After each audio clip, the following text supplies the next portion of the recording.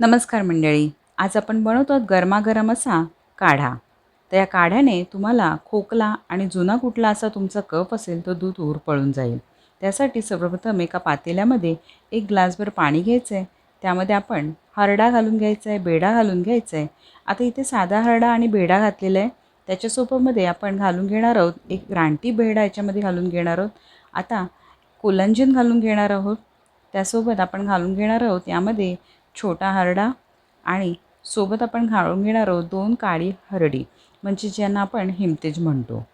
आता यासोबत आपण यामध्ये घालून घेणार आहोत एक तुकडा मोठा ज्येष्ठमध. सोबत आता आपण घालून घेतो सोनामुखी. यामध्ये आता आपण घालून घेतो मारीच. मारीचने काय होतं, कफ पातळ होण्यास मदत होते. आता यामध्ये आपण घालून घेतलेले आळशी.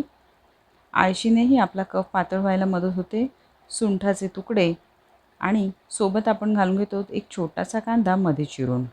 यावरती आता उकळी आल्यानंतर आपण एक चमचाभर इतकी खडीसाखर घालून घेणार आहोत. तुम्हाला हवी असेल तर तुम्ही जाडसर खडीसाखर इथे वापरू शकता. छान उकळी आली की आपल्याला हा काढा थोडा आटवून घ्यायचा आहे. छान असा आटवून झाल्यानंतर आपल्याला त्याला व्यवस्थित गाळून घ्यायचं आहे. आता आपण एक ग्लास काढा जो होता तो आपला इथे शिजून अर्धा पेला काढा झालेला आहे. आता हा काढा साधारण कोमटसर असतानाच किंवा थोडासा गरम असतानाच याचा आपण डोस घेतला पाहिजे. हा एवढा काढा साधारण एक पेलाभर एका वेळेला घेणं गरजेचं आहे, जेणेकरून कुठला जुना कफ वगैरे असेल तर तो पूर्णपणे नष्ट होण्यास मदत होते. नक्की ट्राय करा ही रेसिपी. चॅनलला सबस्क्राईब करायला विसरू नका.